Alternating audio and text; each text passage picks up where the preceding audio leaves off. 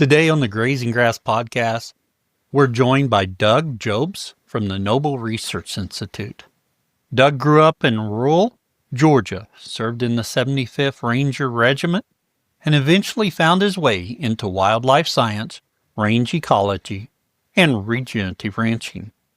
In this episode, we explore something we don't talk about enough: wildlife and grazing, and how the two fit together.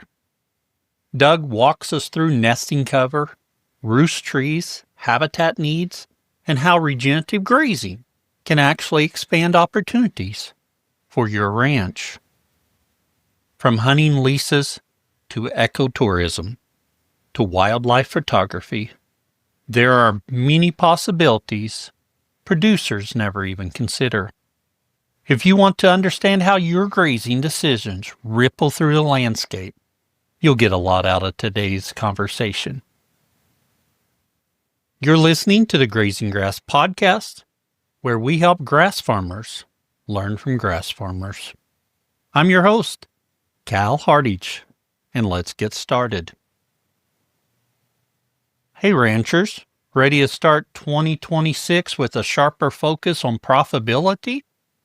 Noble Research Institute is kicking off the new year with two powerful courses. First, Business of Grazing, January 21st through 23rd in Bossier City, Louisiana. You'll calculate gross margins, analyze real-world water and fencing investments, and build grazing plans that turn business goals into daily action. Then, Noble Profitability Essentials, February 4th and 5th in Ardmore, Oklahoma. You'll plan for positive net farm income, create full budgets, and use ratios to benchmark your ranch and remove what's dragging down your bottom line. Noble pairs in-field research with ranch management expertise, giving you practical, real-world solutions. Visit noble.org today and start your year strong. On the farm this week, we turn bulls out. That puts our calving date right around the end of August, 1st of September next year. It is always exciting to think about the calves coming. For 10 seconds about the podcast, inside the Grazing Grass community, we posted photos of our new hats, and they are now available in our Etsy shop. Just go to grazinggrass.com and click on merch. We are also doing some t-shirt orders we mentioned probably about a month ago on the podcast. They'll be ordered in December, so these are pre-orders for t-shirts. Special pricing if you want to order before December 1st. T-shirts are $20, hats are $25. Go to grazinggrass.com, click on merch, and you can go to our store. And we really appreciate the support here at the Grazing Grass. Grab yours early and support the show. Secondly, we're pushing to hit 1,000 subscribers on YouTube before the end of the year. I think this morning we're setting at 81 subscribers until we hit 1,000. If you enjoy the podcast, head over to our channel and hit subscribe. I'll put a link in the show notes. It'll help us reach more grazers and grow the regenerative community. All right, enough of that. Let's jump into today's episode with Doug Jobs. To get started today, can you tell us your name and a little bit about you? Sure. Yeah, so my name's Doug Jobs. I am originally from the Southeast. I'm from Georgia. That's where I was born and raised. Like a lot of folks who are interested in ag and maybe even in the field of agriculture, I was raised around it. A very rural area of central Georgia. And, growing up in that area was surrounded by row crop agriculture and a lot of small scale farming. Most of that, which unfortunately is all gone today. And I think that's kind of a story that's repeated many places and in most of the country. But always had just an interest in being outside and working in agriculture and wildlife and all those types of things. So spent most of my time in the outdoors. I can remember There was corn crops around us. My dad had leased a little bit of ground for a free range turkey operation. Oh, And yes. that was an interesting time period. Learned a little bit about turkeys and raising turkeys, how they smell. Wow, that's something that sticks with you for a couple of years actually after they're gone even. Yeah. I imagine so. But that was kind of a memorable part of my childhood. Raising hay, that was something that was important too. We'd cut square bales and raised hay for our horses and that kind of thing. So just like I said, being like a lot of folks who are in this field and interested in it, you're kind of raised around it, and it's kind of a part of who you are and what you like and enjoy. Went through high school, graduated. I did a little short time working in the industrial trades. I was a maintenance technician. Started school with that, but it just wasn't scratching that itch. So I decided to go into the military and spent some time in the 75th Ranger Regiment. I was a 4-time volunteer. Spent quite a bit of time training. Went through my basic training there in Georgia at Fort Benning. Went through airborne school there, and then at the time that was called Ranger Indoctrination Program. Did all that time there at Fort Benning, Georgia, and then I was sent all the way to the East Coast from Fort Benning, which, if you know anything about Georgia, that's only about 3 hours, to Hunter Army Airfield, which is a part of Fort Stewart, Georgia, and I was stationed there with the 1st Ranger Battalion. Spent 3 years with them, and I considered staying in for a career, but I had applied for college to a small agricultural college there in South Georgia called Abraham Baldwin Agricultural College, or better known as ABAC.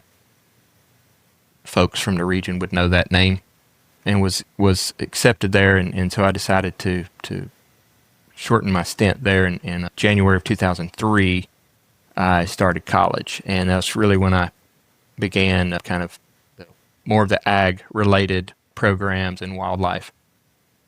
And if, going to college, being young, most of the work that was associated with that degree field, if you did anything on the side, it was ag-related. Most of South Georgia is either pine plantations, cotton, peanuts, truck farming, strawberries, that sort of thing. So I was, again, just kind of right in my element. Was able to find jobs easy. Did a lot of work in row crops and did a little bit of crop scouting and worked for a cotton research facility. So was where my wife and I at the time lived. We lived farm there that was cotton and peanuts and some pecans, or if you're from Georgia, it's pecans. So again, just being a part of that, and it's always been something that interests me. I was given the opportunity to transfer to the University of Georgia undergraduate, and so I did that. And part of that transition was I was offered an opportunity to help manage a small cow-calf operation up in north central Georgia outside of Athens.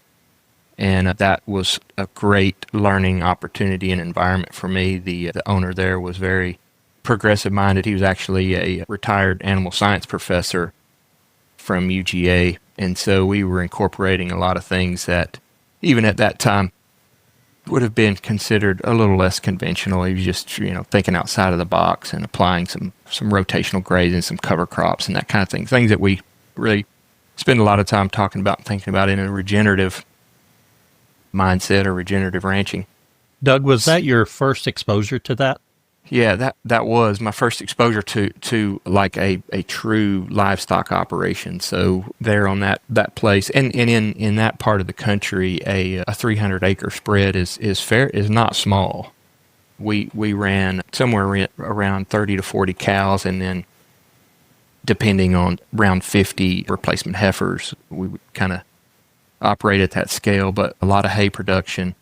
Had a little bit of irrigation that we had to take care of and maintain, of course, fence line, that kind of thing. But yeah, that was really my first experience with managing that type of operation and taking care of things. And it was very, very enjoyable. Learned a lot and really liked it.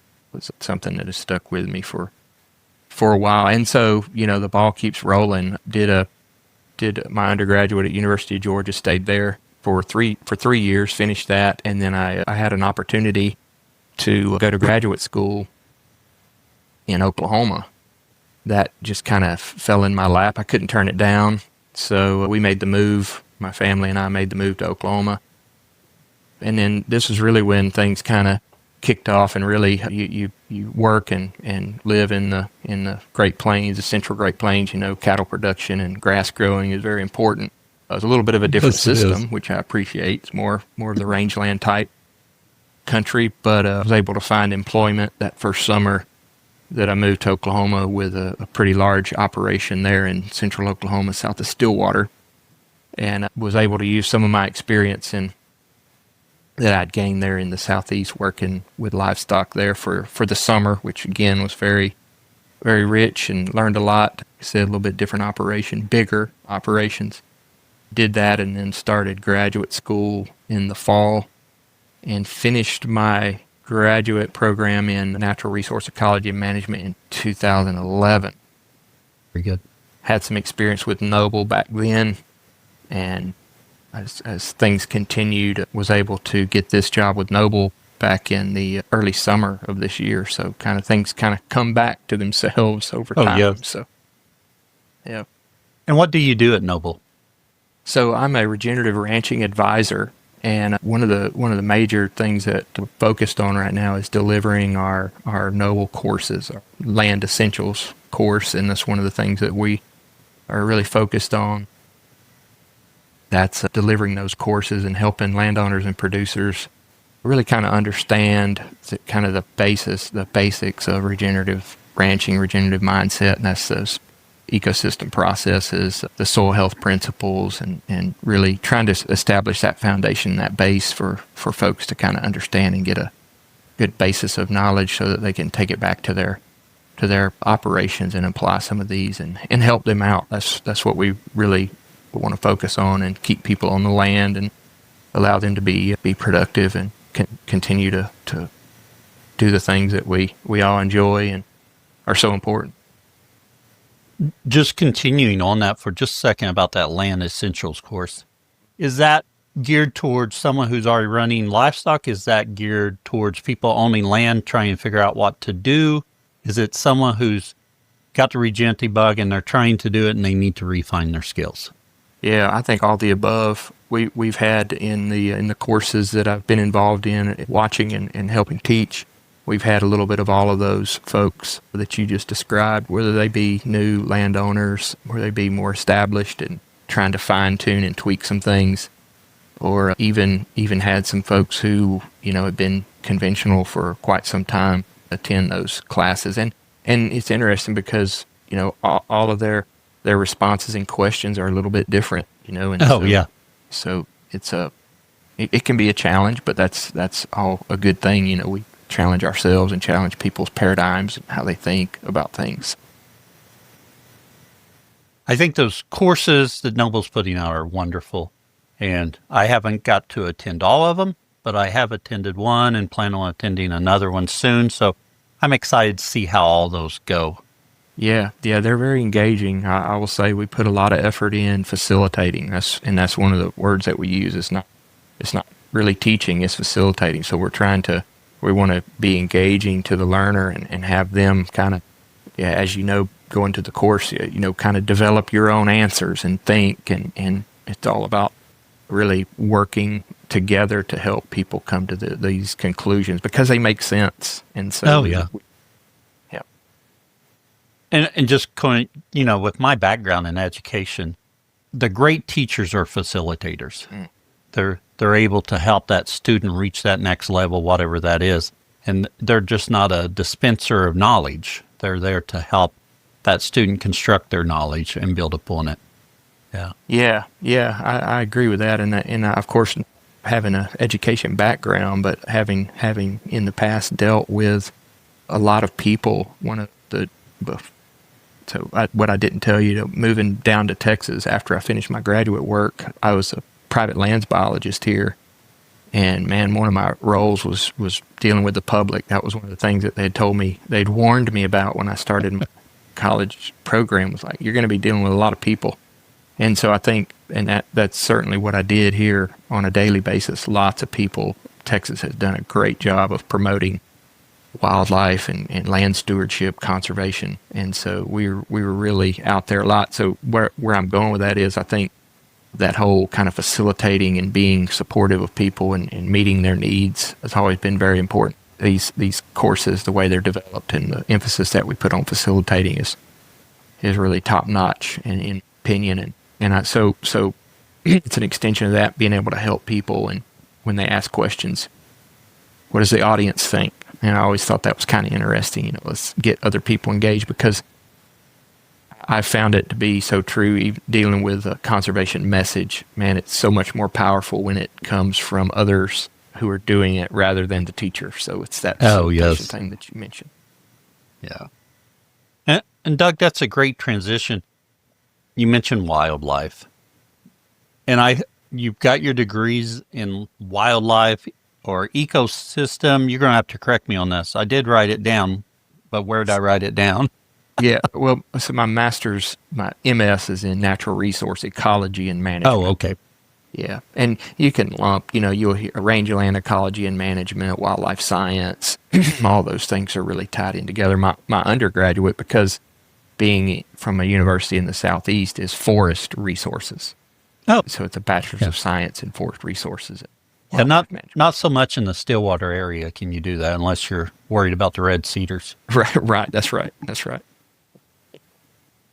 But with your wildlife, so you're coming at this land management, and so often we talk on here about grazing management and how to do it, and someone's journey into the regenerative practices and doing it. But one thing we don't discuss a whole lot is wildlife. So how does wildlife and grazing go together? Yeah.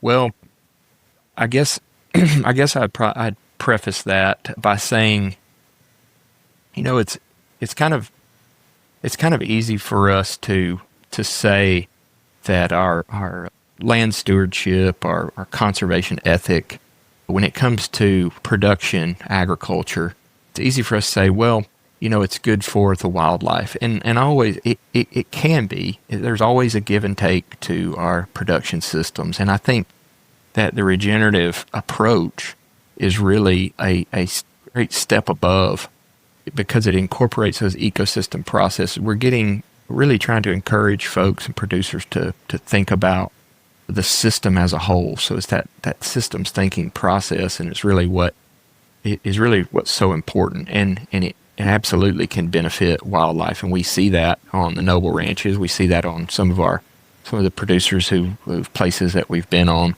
But there's always a give and take, and I think that's important to understand. And it's setting a realistic expectation for the producers. It's not the end all be all for wildlife conservation. We're still trying to produce a product, whether it be beef or some of those other products. So I think understanding that there's that little bit of flex and give and take, it can be beneficial to the ecosystem and to wildlife, but we're still trying to produce and yeah. Right. So when we think about wildlife and grazing, the business is still grazing, so you got to be conscious of that depending on what you're doing with the wildlife. Yes, sir. Yeah, and one of the great things that I've seen just kind of continue to grow is these additional enterprises related to wildlife, whether they be ecotourism, and you can lump so many things in that. These are opportunities for producers to have additional income, and nobody's turning that kind of stuff down. whether they be a hunting lease, something that's growing in popularity is more the ecotourism stuff, but wildlife photography is a growing industry, gaining popularity.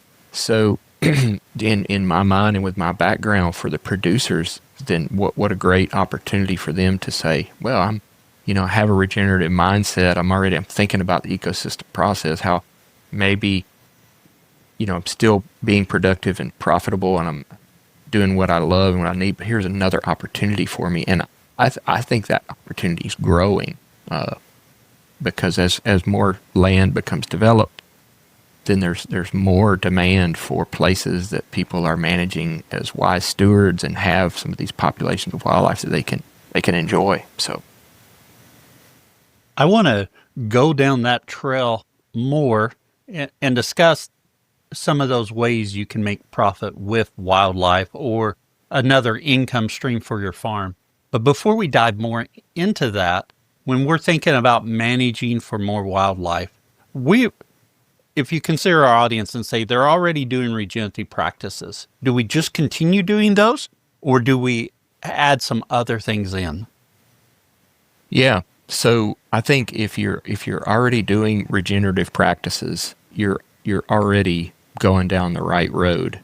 But as I mentioned earlier, if you think about regenerative ranching, regenerative farming, you're always, we're thinking about how we can be adaptive. We can make these minor adjustments here, change here. So very generally speaking, I would say if you're interested in managing for even more wildlife, well then think of ways that you can maybe slightly adapt some of your specific management practices to even encourage more. Whether that be, maybe I'm planting some cover crops for upland game birds. Maybe it's something. Maybe I want to do a little bit more of that. And so it's being adaptive and still working under that kind of give and take model mindset of thinking about. Because then you have to ask yourself, what wildlife species you're interested in managing for.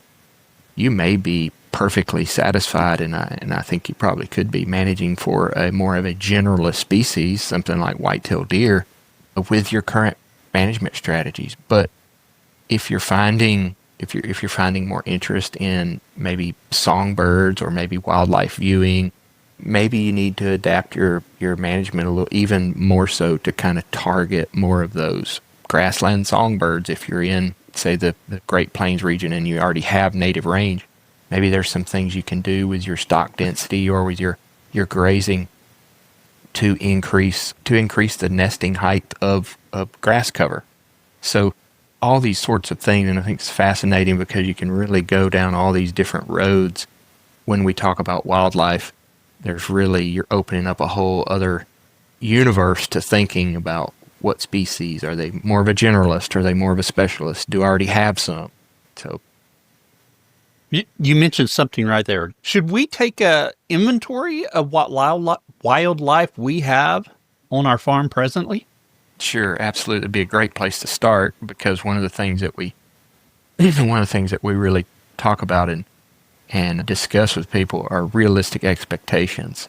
And I think that is a great way to frame where you're headed, what your future plans might be. Is just to do some sort of inventory, to know what you have before you get started. I can say that there's been times where I visited with landowners and producers who were interested in managing for a certain species, and I, do you have any? That was typically like one of the first questions, because, do you have any of those already? Well, I don't know, but we'd like to. Well, yeah, okay, that's a much taller order, and because the wildlife that occur on your property under your management, they say a lot about your management.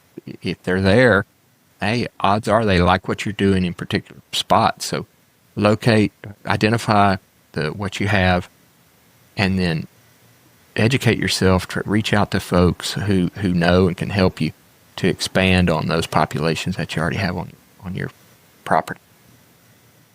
I know when we look at the land base right here, my dad's land, it is not a place we see very much activity from deer.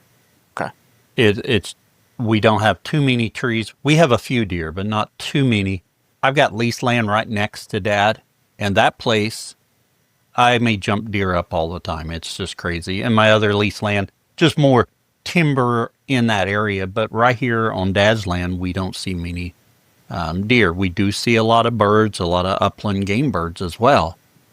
So that's a consideration. I could see how that makes a difference in what I'm wanting to do. And I mentioned we would hit income streams later, but that may as you think about it, may affect what kind of wildlife you'd like to manage for. Because I know some of my lease ground, the owners do not want hunting there. Mm. Yeah.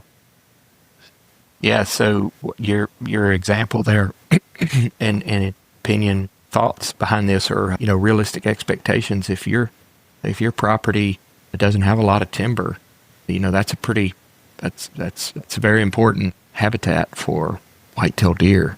And so that's something important to consider.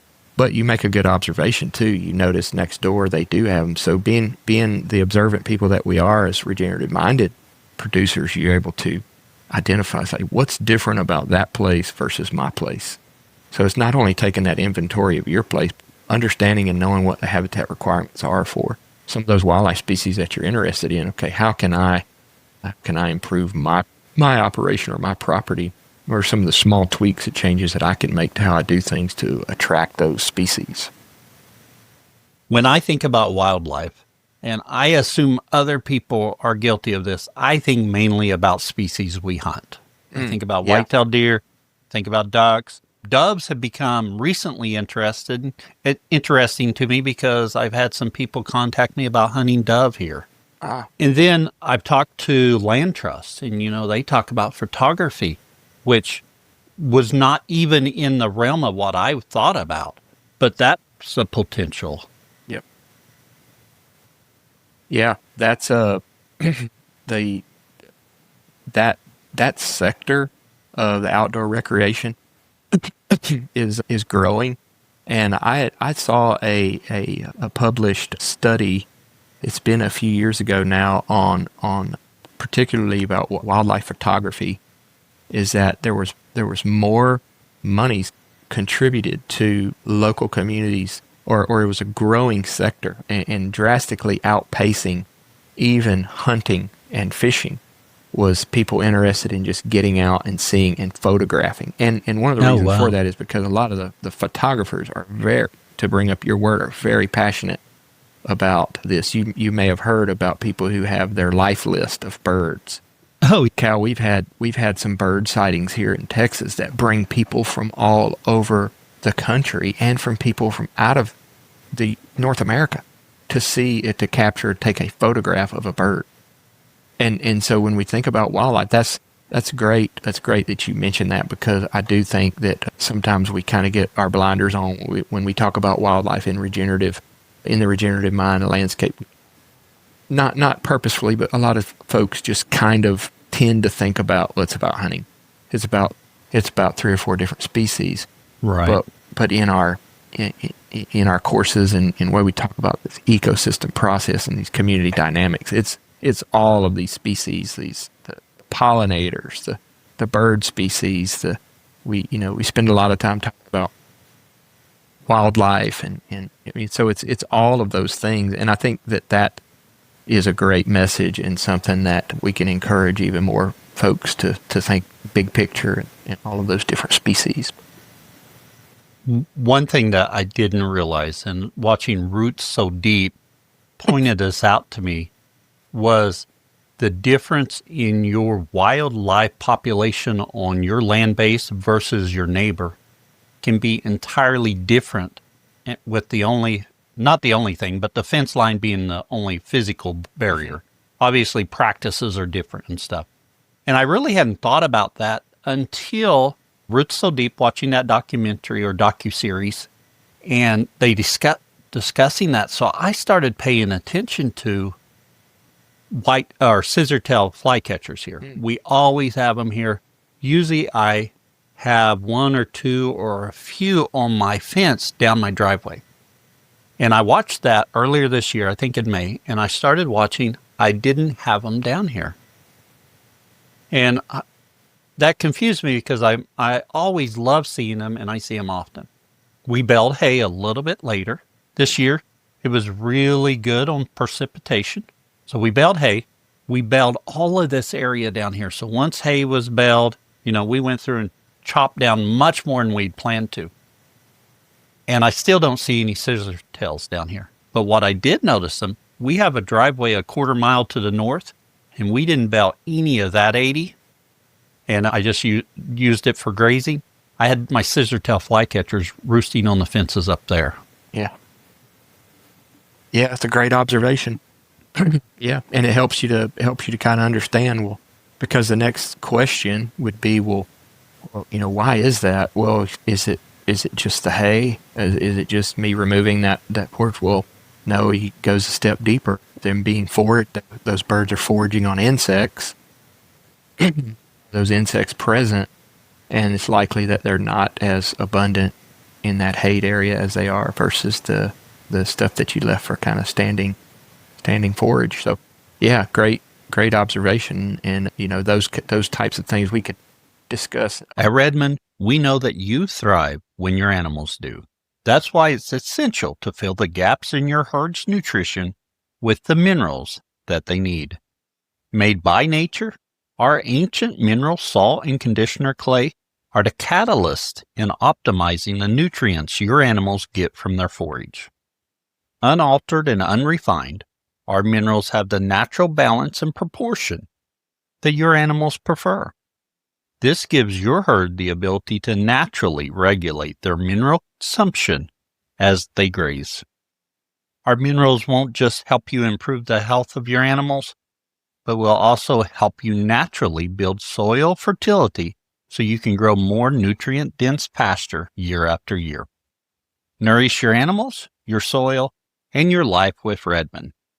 Learn more at redmondagriculture.com. I would tell you here an interesting one that I have some personal experience with. In sandier type soils, a lot of people struggle historically with gophers. There's many different species of gophers. But what I found really interesting is that when a species becomes rare, or I say not seen very often in a region, its popularity tends to grow. And what I'm talking about specifically is something as the American badger. Not very many county records where I'm at currently, but they historically occurred here. And we ended up, got a call about one being hit on the road.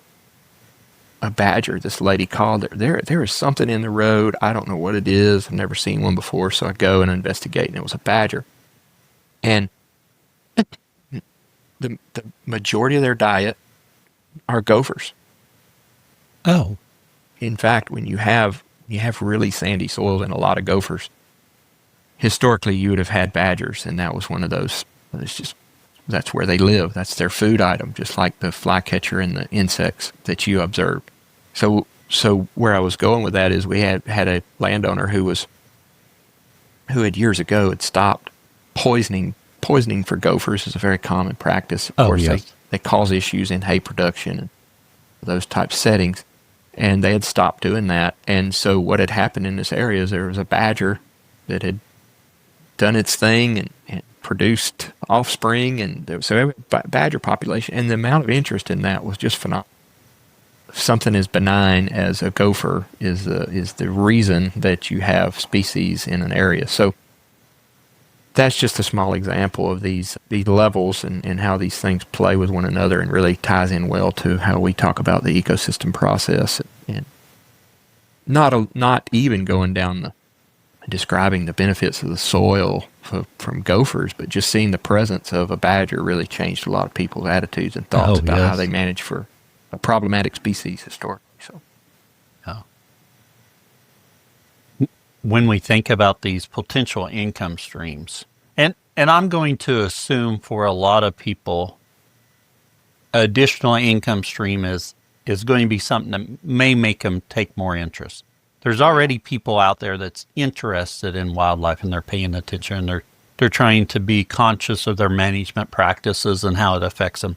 But being a potential income stream may cause more people to be interested. If you're like, hey, I've been doing regenerative practices, I'm grazing cattle, which is going to be most of the people listening. We do have some small ruminants in there. Whatever we're doing, if we decide there's a potential for income there, how do we go about that process to improve it and to get to that point that it could be an income stream? Yeah, well, I would say in my field, it's never been, it hasn't seemed to be difficult to find people who are willing to lease or to enjoy your property. But I will say, and I think you brought up an excellent point, in some of the folks who we lease from or we know of kind of don't want that added responsibility. There can be some issues with that depending on where you live, but I've never experienced it difficult. Now, obviously being in Texas, there's a great, huge demand for opportunities to hunt and access private lands. But I guess one of the ways, I think utilizing something like land trust is really a interesting tool from a landowner's perspective, in my opinion, because I do think that I have a strong opinion about what you said, and that is profits. When we have the ability to generate additional income, wow, that goes a long ways, and I think it tends to really drive itself. And I think once the wheels really get under it and start rolling, I think you're going to see more and more people talk about it and spread the information to their friends, because it's a great tool. And whether you're using a company like Land Trust or a platform like Land Trust or even just word of mouth, what a great opportunity. And I think it's there. I really do. And growing. And I think it's going to continue to grow. One thing you mentioned there was not having a problem finding people interested in using private land. And I can confer with that with the number of people that knock on my door asking about hunting, whether it's ducks, doves are pretty popular right now, deer. Always, this time of year especially, I start getting a lot of door knockers. Yep. And I know for land that I lease out for hunting, I have no problem leasing that. And it continues well. But when I think about some other aspects, like using land trust to get some other people or other uses in, do I need to change some stuff about my management, or what would be beneficial to help enhance that experience? Well, a lot of times we have the ability to, and I say we as if you're a landowner or producer, you have the ability to, for lack of a better term, capitalize on species such as, say you mentioned too, mourning doves. A lot of people knock doors to ask for permission to hunt on, whether it be wheat ground or cultivated ground or just brush country, or waterfowl. Those are migratory species. So if you encourage the use of a species like waterfowl, all you need to do really is retain some more water on your property. So how do you do that? Well, utilize your existing water sources is the most effective way. If you have ponds, if you have swamps, or if you have areas that attract waterfowl. So really, that's almost a freebie. If you've been blessed with rain, reach out, whoever you have to talk to maybe get the word out. I would encourage people to if you're trying to promote the use of your property for a lease or for something like that, just make sure you do your due diligence. I always encourage people to put it out there, but have some sort of a interview process if you could. To kind of help protect you a little bit and help you, kind of make sure you're getting what you expect and those types of things. But as far as management goes, when you're talking about there's some free resources that mourning dove and waterfowl, things like that, they're just using your property as they migrate through. Other species, you may have to tweak some of your management a little bit if you're talking about white-tailed deer, and maybe you're trying to promote, you want to see more white-tailed deer, so you're thinking about kind of reaching out and maybe advertising for a deer hunting lease. Really, white-tailed deer being generalist, if you have them, you're obviously doing something right. What I've talked to folks about too is if you're able to get someone to lease the property and they find interest in it and they want to come back, well then what are some of the things that you can do to continue to promote that? And it may be that maybe you want to increase fawning cover. And so you think about some areas that you want to let rest more, maybe like you were talking about in your standing forage. You want to have some higher grass in the spring and early summer months while the fawns, the does are fawning. So there's some simple things like that you could adjust and change to increase your deer population. That's one thing that kind of comes to mind. There's certain areas that people manage for upland game birds, and they're more into the cover cropping and leaving residue for those. So I'd mentioned earlier, but maybe that's a practice that you want to look into and maybe take out a little bit more of your pasture land and put in some cover crops or something like that help hold those birds in longer into the hunting season. So there's really a lot of different things you could do to help and to make some of those minor adjustments. But honestly, I think if you have people knocking on your door or you know of people that are interested, that's the first step, because then, like you mentioned there, that they say, money talks. And when you get that, right. If someone wants to dove on my pasture and I say, I'm not really, I don't know, I'm not sure what are you willing to pay me to hunt here? Maybe let you hunt here, you and your son here for an afternoon. I don't know, just so start that conversation and see where it goes. I think a lot of people would be surprised. One thing for us, which my dad and I've talked about on his place, maybe we should look into land trust or doing something. We have some nice water areas here. Numerous amount of people fish here. We have wildlife hunting quite often. A couple of the bigger ponds are the last to freeze in the area, which makes them really nice in those bad weather conditions because the waterfowl will congregate there. But throughout the 50 years we've been on this land, when we weren't using it, if someone wants to use it, we just let them use it. It's a change going there, and then we'd have to get the people who's just showing up here to know that this is no longer just I hate to use the word free for all, but it almost is, because Dad tells everyone, come on over, we've got it. Where are you guys located at? Northeast Oklahoma. Yeah. We'll have all kinds of people here. We won't give an address, but it's like, I'm like, we've got to slow down on telling people they have access. Yeah. I find myself kind of in a precarious situation here, because we reminisce and talk about the times when you could knock on a door and ask someone if you could walk their back fence line to bird hunt or bass fish in their pond or shoot a few ducks off. And unfortunately, those days are kind of slipping away. There's still some areas of the country where you find people who are still okay with that. So you've caused a moral dilemma here for me to right. But I mean, honestly, those days are gone. I think everybody would kind of realize that. So I don't know, Cal. That's a tough one. If you advertise your place as something that you're going to lease, then you're going to have to stick to that and tell other people that it's no longer available. I think everybody knows that, but that could be a challenge for sure, and especially in parts of the country. I know there's a lot of people who've been to areas where people have hunted property for years and years, especially like if you get up into areas where there's a lot of bird hunting, like Kansas, pheasant hunting. People push the same dry corners and same sections for generations, and now all of a sudden it's leased out. That's a tough one, but man, I think those days are here. Right. And I think when we think about the family farm here and keeping it together and keeping it going, we have to be conscious that's a potential income stream. We may not want to go that route, but it's a consideration.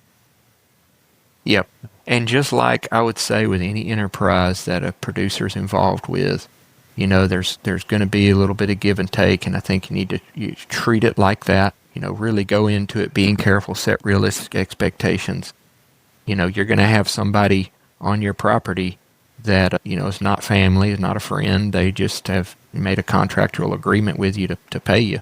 So it's a little bit different, and especially being in rural America, that can be a challenge. But I can tell you that a lot of folks from our more urban areas are very interested in coming and experiencing what you have and what you kind of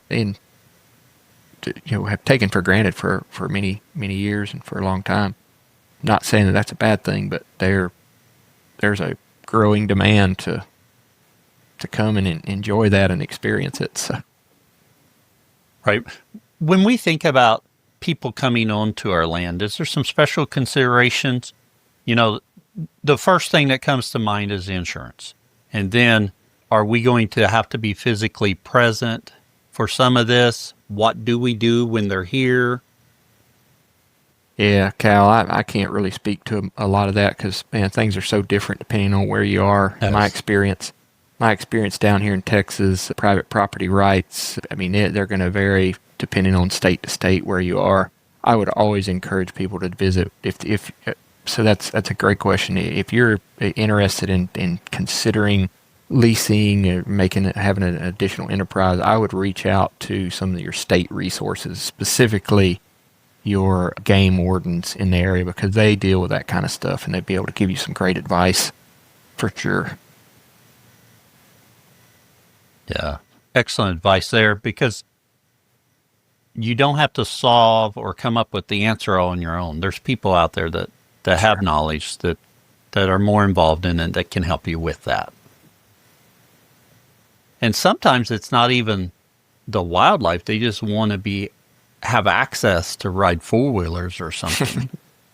Who would have thought that 50 years ago people would fly into a small community to see a bird? Oh, yes. It's amazing to think of that. But then, so how as people who are interested in the regenerative mindset and regenerative ranching, how do we utilize that to help our message, to help producers? And that's like, this stuff's important to people, and so I think it's a great opportunity for us to help kind of promote that from the producer standpoint. Also, just the message as a whole, it's about the ecosystem processes and all those sorts of things that we teach and believe in. On that path, just a little bit, getting people out to your farm and seeing what you're doing.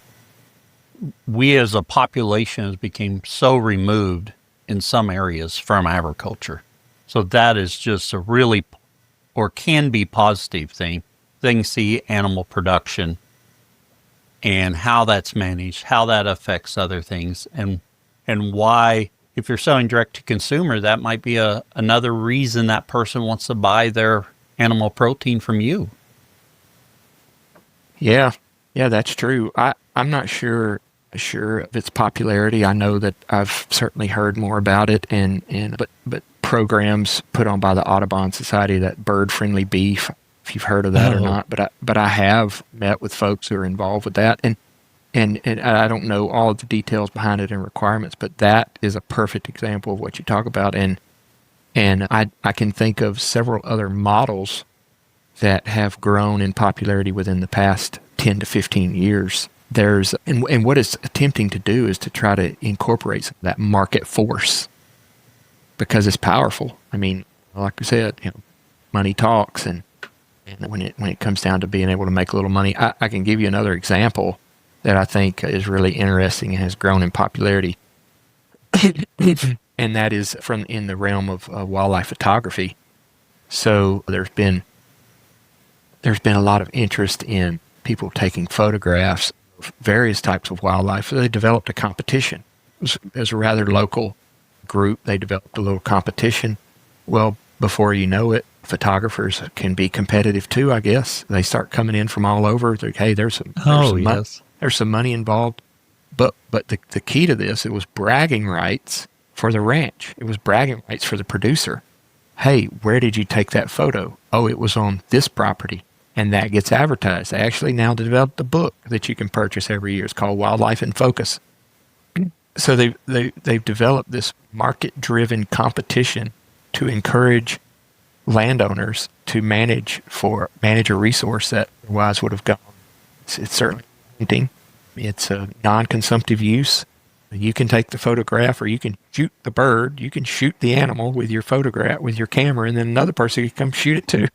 Oh, yes. That's another great example of how people are incorporating this. I know there are others out there, but those types of programs and things are trying to incorporate that conservation ethic and mindset and helping producers manage for those. And I'll say kind of to go back to some of that is in my mind, the regenerative ranching, there are a lot of things that line up really well with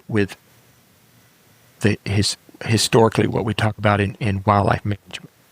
So to me, it was an easy fit. Oh, yes. To some, that transition from conventional to regenerative is a great mountain to climb. But for me, coming from wildlife conservation mindset, and that was easy. We've been talking about some of this stuff in wildlife conservation for a long time since the field developed. Really, I think some concepts probably predate our regenerative mindset for sure. Been thinking about grazing distribution, carrying capacity, stocking stuff. That's part of the core curriculum for understanding how to manage for wildlife. And I mentioned this earlier, that Roots So Deep docuseries. They talk about the bird population on the AMP managed grazing versus the conventional grazing, and just the enormous difference there. It was quite shocking to me. Yeah, kind of thinking about a list of bird species that I was looking at the other day. The habitat requirements for those bird species, there's some that are of great conservation concern that we've lost a great deal of their numbers over the past 60, 70 years since we've been monitoring. And there's some, kind of goes back to your comment, thought about when we typically think about wildlife, it's normally the hunting species, those species that we've hunted, but there's some relatively obscure grassland bird species, and I say obscure, if you were to see these birds, most people would be able to identify. But we know through conservation work that their populations have been dwindling at an alarming rate, and they're tied specifically to grassland habitat. And so what a great opportunity for us to capitalize on that conservation message and be able to talk about grazing management. So, yeah, that's a great example there. Let's pick one species. I want to pick this species because we see them in the area, but we didn't for years. We're starting to see more of them. Mm-hmm. But we have not seen them on our property. And I know for my dad, he talks about it all the time. He'd love to see them. And we've seen them up the road a half mile. So we're starting to get some in the area, and that's wild turkeys. Oh. What do we need to do to improve our habitat for wild turkeys?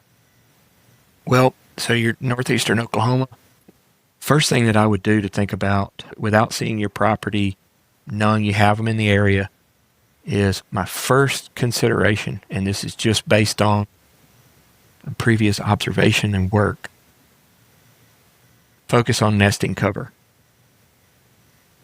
Nesting cover for wild turkeys is very important. And in the regions that I've worked, that is typically the number one limiting factor. Now, I'm speaking in general terms here. It's right. Hard for me to give you specific recommendations, but just at least thinking about nesting cover will help you in some of the other habitat requirements of turkey.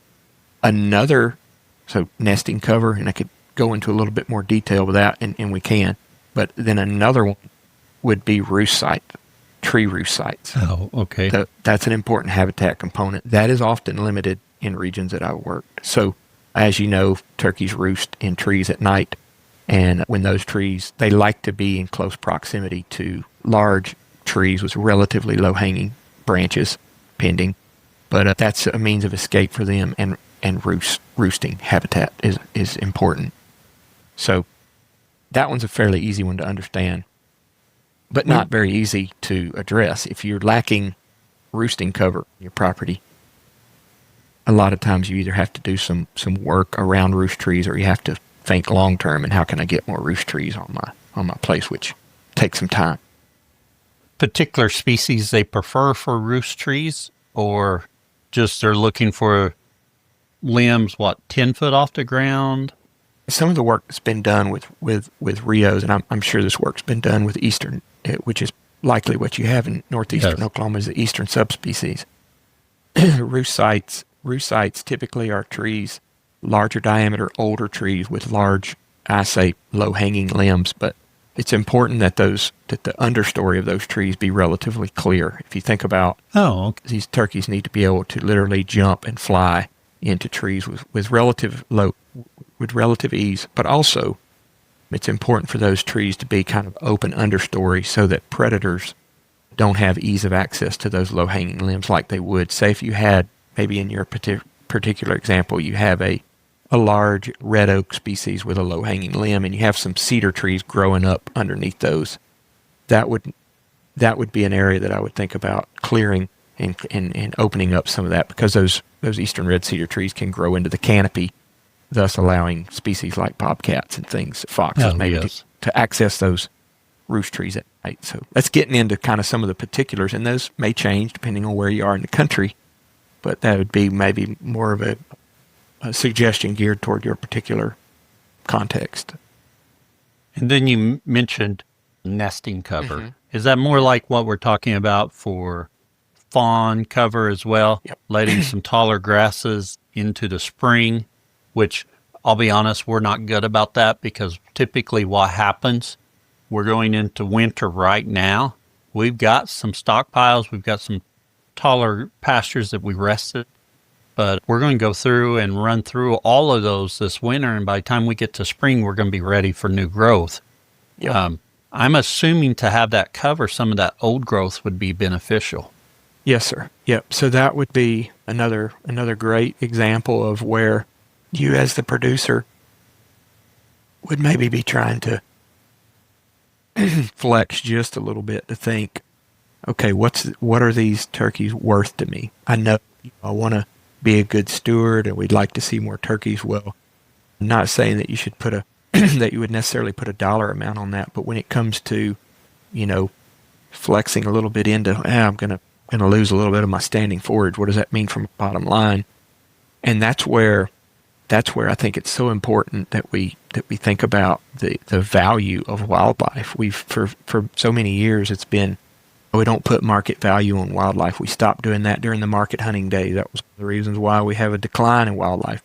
But what we see now is a shift where there is a market value for wildlife, specifically those that people want to hunt. And so just to kind of morph your example in particular, say you'd been approached by someone and they're really interested in turkey hunting. Well, I mean, I have a few, we don't see a lot of them. It's going to be worth more to you. Maybe it's worth so much you say, you know what? No, we don't want anybody to kill what we have. We like to see them on the property. So there's an intrinsic value, but it's a complicated discussion because you as the producer and everybody's got to make that decision. Okay, hey, what's it worth to me? Am I going to leave a little standing vegetation and lose some of that potential stockpile forage so I can have some nesting habitat? It's just one of those considerations, but a good example, good thought there on that. I know for us, as I learn more about grazing, always trying to expand my knowledge, there's some areas of thought that's like you should be resting this pasture for the whole season, and that's a whole year, not just for a season. I probably said that wrong, for a whole year. So I'm looking at that and thinking that's something I need to incorporate a little bit in to let this land have some time without that pressure. And that really gives opportunity in that area. If I'm doing a portion of the land each year, that gives me the opportunity to give that kind of nesting cover. It also means I want to delay that initial grazing in the spring on it probably, or change the way I manage that. Yep. Yeah, you're absolutely right. And something that to even take that a step further and to really kind of challenge the way we think about things is maybe you strategically pick areas based on the knowledge that you've gained on the habitat requirements for a species like turkey. Okay, so, if I have to give up a little bit of my standing forage, what if I do it along this particular riparian area where I know Oh, there's some yes. good adjacent brood rearing habitat. Hey, you know what? There's a few roost trees in there. They may not have been used. Maybe they're not being used currently, but making these minor adjustments. So, so educating yourself, kind of learning what those habitat requirements are. So I'm going to pull out of that pasture that's right along that riparian area. I'm going to focus my efforts there, let it rest for that growing season, maybe just to kind of see what results I get. So that kind of adds another little level of complexity there in how we think about managing our properties. Make some small scale adjustments that may, in the short run, in the short term, influence your ability from a production standpoint, but can help you achieve some of your goals for that other enterprise or that other interest. Yeah, I love that thought pattern there and what we can consider. Doug, before we switch gears just a little bit, anything else to add on wildlife and grazing? Anything we may not have covered that you're like, hey, we should have talked about? Yeah, one thing that I would like to mention, it kind of goes back to what we talked about with the realistic expectations. And when we talk about grazing, I think it can be separated into two major kind of schools of thought, or maybe that's not the correct terminology, but similar to the example would be to how we think about wildlife being those few huntable species. Typically, when we say the word grazing, I think a lot of people they lump all of the grazing together. And in my mind, in my background, there is rangeland. There's more of the native rangeland. And then there's more of that grazing that occurs in more of what we've historically have called improved varieties or non-native forage species that have been helped producers be very productive in the past. So I think it's important to think about that in your context. What are you? If you are in certain parts of the country, you may predominantly be rangeland, which influence the wildlife. And then in other areas, you may be more of that introduced pasture system. So I think those are two important things to realize too, because I don't want to come across as just giving general recommendations, because those two systems can be, as many people know on your podcast and know those are different settings, and they have to be managed slightly different, or in some cases a lot different. Excellent point there. In my context, we're mainly dealing with improved grasses and our management there. I do have some leased land that's got native pasture, so that's a little bit different management for both of those to make sure they're reaching the potential I want with them. Sure. Yes, sir. Doug, it's time for our famous 4 questions. Same 4 questions we ask of all of our guests. Our first question: what's your favorite grazing grass related book or resource? Yeah, so so it's not a grazing book, but there is a chapter in the book that I think serves a very good basic understanding of grazing, and I'll say wildlife, but it's specifically towards bobwhite quail. But I think they've done a fascinating job of explaining two good concepts, and that is plant communities, which is you can dive into a deep conversation about what plant communities are and how they change over time depending on your grazing approach. And that book is called Beef, Brush, and Bobwhites. It's the chapter in the book is called Grazing Management, and it's certainly regionally. It's in a regional context. Okay, it's important to say it, but they do a good job of explaining it. Hey, in this region, so but I think the simple approach to it talks about how important the cow is to habitat management, how you can shift and move plant communities via heavy cattle use versus moderate versus light cattle use. Those are terminology that's kind of been historically used to describe stocking, light, moderate, or heavy. I think it's an excellent chapter that people that are interested in wildlife and bobwhite quail particularly would gain some interest in. And one of the fascinating parts about that chapter is it goes back to some examples from the 1950s, specifically of these adaptive grazing models. Look at seeing the benefits of those rotations and rests for species like bobwhite quail. So I thought that was kind of interesting. Talks about some systems that we talk about today, and sometimes they come across as being brand new, but they've been discussed in the past. Again, like I mentioned before, in the wildlife conservation arena. So I usually say at this point, excellent resource. I have no knowledge of this resource, so I'm pretty excited because I'm going to go look this book up. Bobwhites are something we'd love to increase the population here. Yeah, so Cal, the author, Dr. Fred Guthrie and Dr. Fidel Hernandez. Dr. Fred Guthrie was at OSU. He was my major advisor, professor. Yeah. Oh, excellent. I will have to look that one up, Doug. I appreciate that. Yes, sir. My wife will be so happy I have another book I want. Oh, yeah, it looks like it. Beside the point. Yeah. If only that's all there was. I've kept this book by me for many years, not just because I have personal connection, but it really is designed to be something that is simple to read. I like the way that it's written. It's easy to understand. It's not academic. It's for the manager and for people who are really interested in understanding simple concepts, applying them. So excellent. For our viewers on YouTube, could you show us that book cover? Yeah.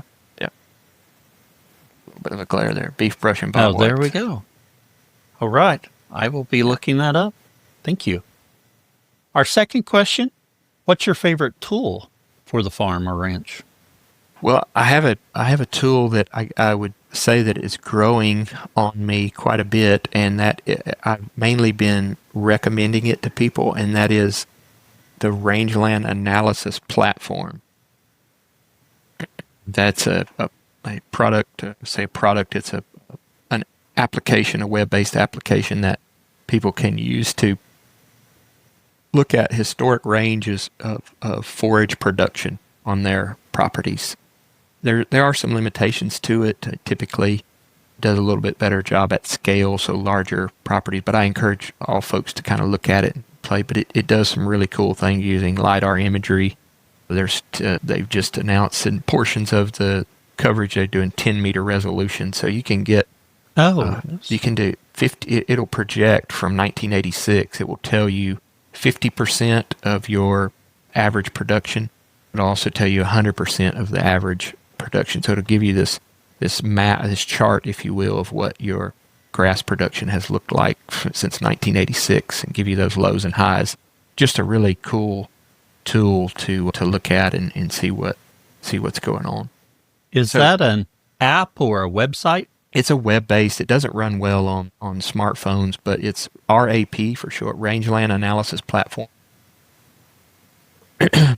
And there's actually some really cool tools that I appreciate, like in kind of history and stuff. But you can go through. I think it's at the top of that web page. You can look at partner tools, and there's a column or there's a title of historic imagery, and you can go to your particular farm, and you can literally swipe the screen backwards and forwards, and it'll show you. I believe that imagery is from the 50s.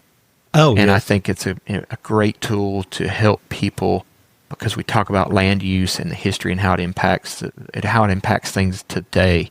I think it's so important for people to see, oh, this is what it looked like when my dad was young, or when I was young. This is what it looks like now. How have things changed, and why is that? So it's a neat little novel tool that I like to recommend to people too. But it's all on that Rangeland Analysis Platform page. Okay. I will have to look that up. Yeah, it's cool. I like that. Our third question, what would you tell someone just getting started, whether that's in wildlife, in ag, in regenerative management? Yeah, I think the best piece of advice that I would give people is to set realistic expectations. And that will cause you to think and to investigate. I'm certainly not good at it because I get impatient and I want to go do things, But over the course of the last several years, with my time working, as I'd mentioned earlier, working with a lot of people and their land, is, man, it's often, I say disappointing, but to see people who have really put a lot of effort and spent a lot of time and resources in something that, if they would have maybe done a little homework, or as you mentioned, there's lots of resources. We don't have to learn these things by ourselves. They have just reached out a little bit. They could have saved themselves quite a bit of time and frustration. So for someone just getting started, is to really focus on that plan and having some realistic expectations. I understand that's tough, but that would be my number one piece of advice. I heard something one time as a church, and it was talking more about what the Lord can do in your life. But I think it applies to goals in life. And a lot of times when we look at those short-term goals, 6 months, a year, we overestimate what we can do in that amount of time. But when we start going long-term, 10 years plus, we underestimate what our influence can be over that. That's a good point. I like that. And lastly, Doug, where can others find out more?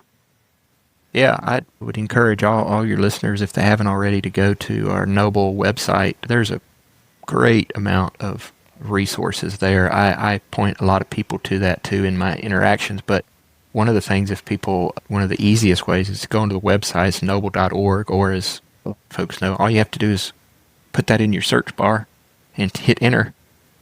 There's a tab on the Noble website. It's articles, and man, there's a great resource. Most of the questions that people have, that someone from Noble over the past several years has written a really nice article about it, and it's a good resource.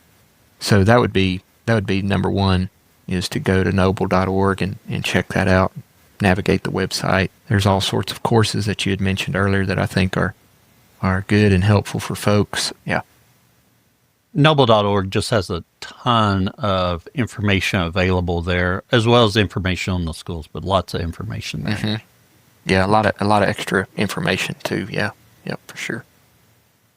Doug, I didn't warn you. I have one more question, and I failed to warn you about it. Do you have a question for me? Actually, I do now, but I would like for you to repeat what you told me about goals, short term, because I'd like to ponder on that a little more.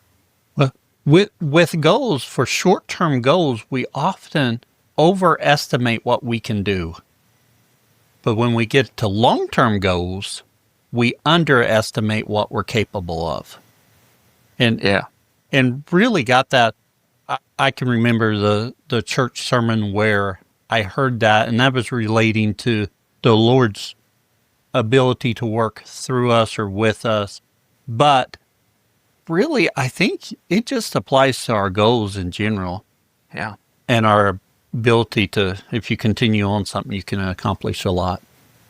Yeah. You've probably heard the quote before too, and I may get this off a little bit, but I've used it, at least in the mindset, is the best time to plant a tree is, well, the best time was in the past. The second best time is now.